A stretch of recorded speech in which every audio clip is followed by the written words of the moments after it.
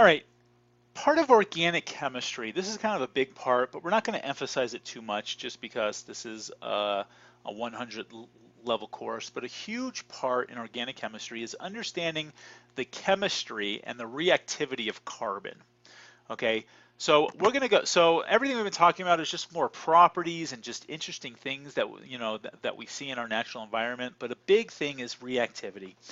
We're going to go over these reactions because what an organic chemist does, what I used to do is I used to work for a pharmaceutical company and I used to synthesize drugs. Okay, I was actually working on a research project for hepatitis C, and we kind of had a lead compound that worked kind of well in an animal model, but it didn't work great. Absorptions were issues and a lot of other issues. So we tried to synthesize analogs of that original compound.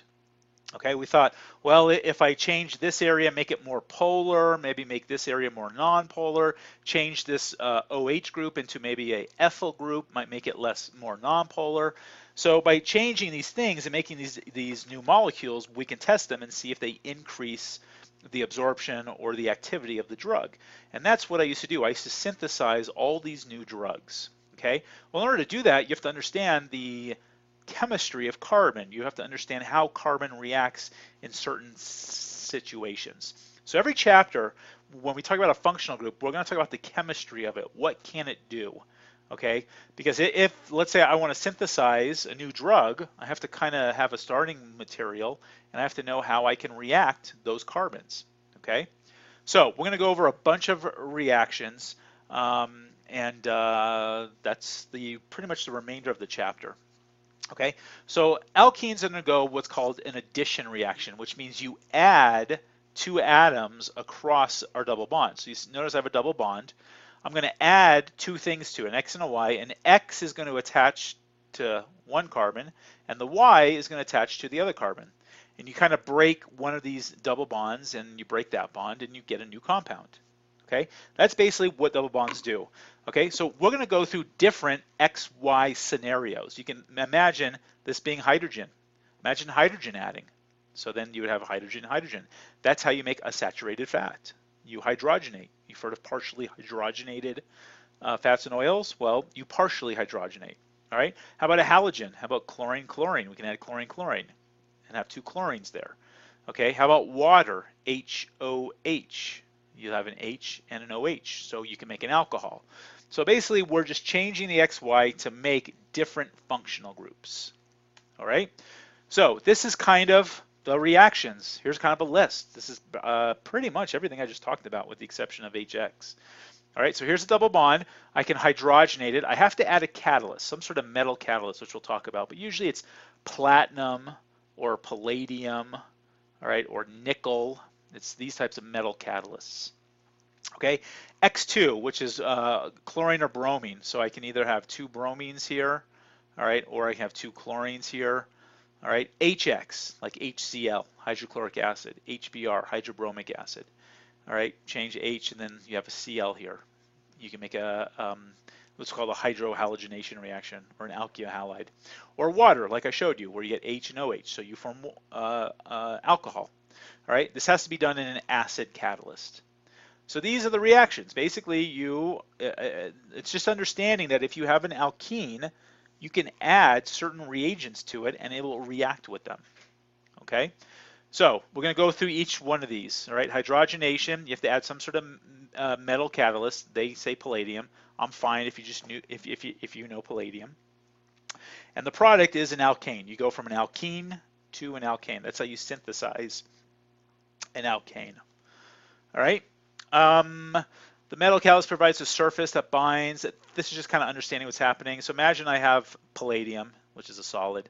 The hydrogen kind of absorbs itself onto the palladium, and then my double bond, kind of what happens is this hydrogen goes to this carbon. This our double bond grabs the hydrogen, and those electrons go back to the palladium. All right, don't worry about these arrows, but this is just trying to understand what happens. So here's basically the H2. Okay, so here, let's actually do this. CC and then HH. So what happens? What happens is this bond goes away. you start forming bonds here.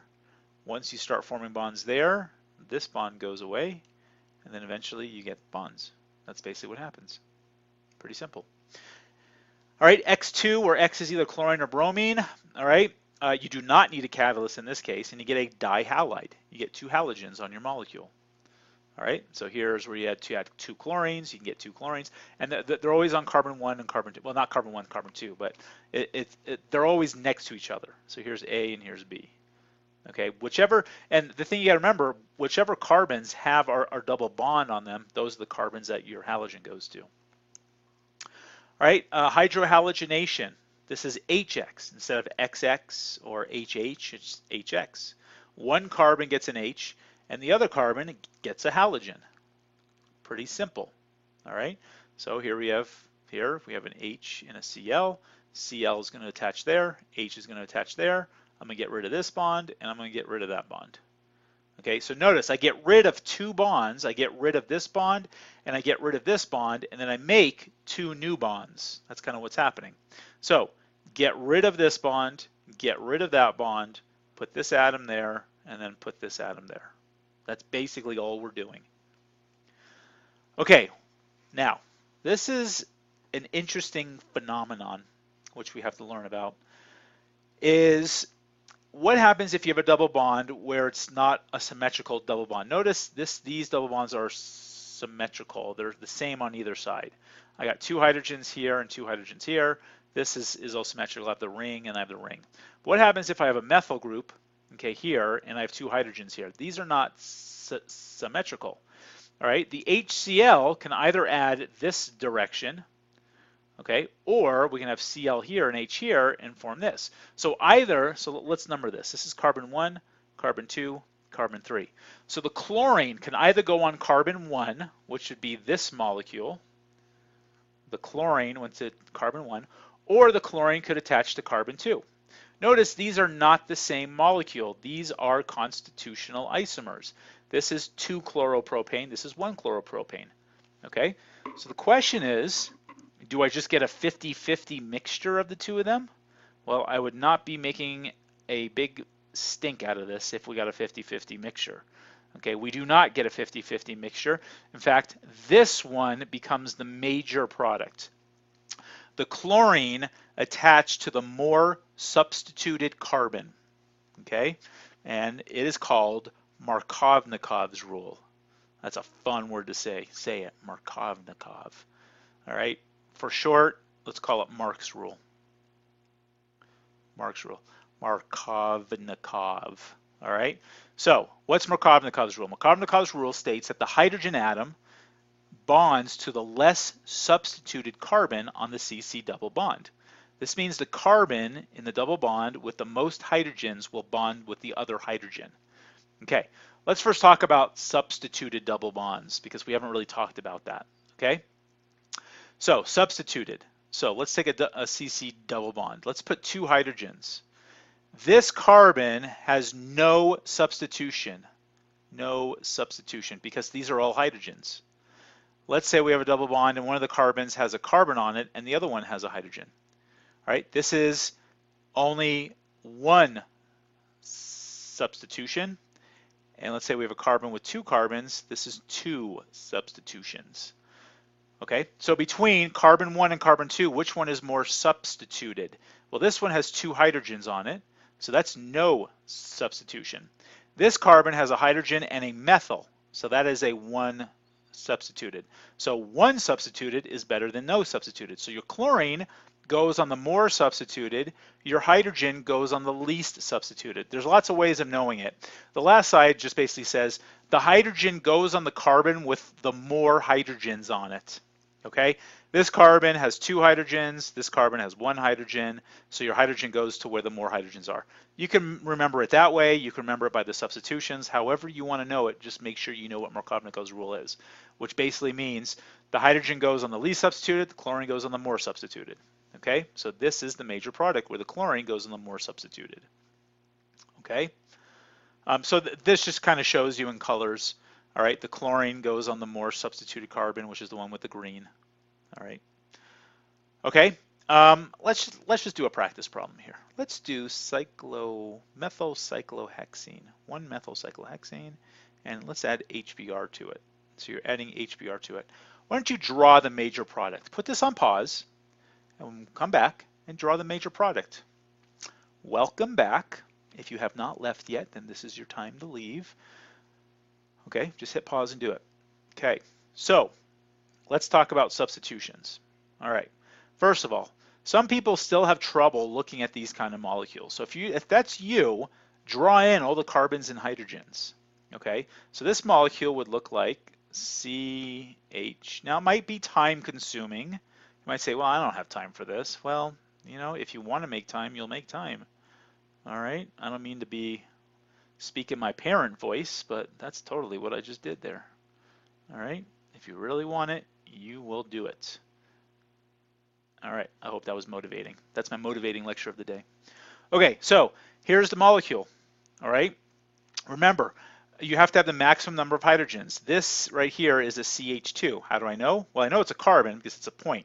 It's bonded to two things, so it has to have two other hydrogens because carbon makes 4 bonds. All right, there is no hydrogen here, and there's 1 hydrogen here. So I'm looking at the double bond and determining, so there's 2 ways. Which carbon has more hydrogens on it? Is it this carbon? Let's call this is technically carbon 1. This is carbon 2. Which carbon has more hydrogens on it? The carbon that has 1 methyl and 1 hydrogen, or 1 carbon and 1 hydrogen, or the carbon that has no hydrogens? All right, I'm being facetious for a reason. It's easy. Don't make this harder than it is. This carbon has 1 hydrogen on it. This has none. So your hydrogen obviously is going to this carbon, and your bromine is going to this carbon. All right, so your final product should look like this. You have your methyl, you have your bromine, and that's it. Now, if you want to put the hydrogen here, that's fine, but you don't have to technically, okay? But the bromine has to go on this carbon that already has that group on there, all right? Or look at the substitution. This carbon has 2 substituents. This carbon only has 1 substituent, okay? So hopefully that made sense. All right, hydration. Hydration is adding water across your double bond. One of the carbons gets an H, the other carbon gets an OH. All right, so, but this requires a strong acid. Sulfuric acid is a very strong acid. This is what's called sulfuric acid. And the product is a alcohol. Let me ask you something. Do you think Markovnikov's rule is going to come into effect here? What do you think? You think the hydrogen wants to go to the carbon with the most hydrogens? The answer is yes. Hopefully you said yes. Look at that, Markovnikov's rule, Mark's rule. All right, the OH is going to go to this carbon right here because this carbon has less hydrogens, this carbon has more hydrogens. Okay, Markovnikov's rule. Okay, so those are all the reactions. Hopefully you kind of understand what's going on. Basically, this is what pi bond or what double bonds do. I keep calling it a pi bond. You might hear me say that. I'm going to tell you why just real quick. You don't need to know this, but sometimes more information helps. A pi bond is when you have a double bond. It's sometimes called a pi bond. Okay, so it's not because it looks like pi, you know, or you can put a wavy line there that looks like pi, you know, like the symbol pi, not the food pi. All right, it's just that's what it's called. All right, it's pi as in pi. Anyone that's taking chem, well, you guys probably have not taken chem 112, so never mind, don't worry about it. All right, we're gonna put on pause and we'll come back. We'll do 13.7 when we focus on health and medicine. That's always a fun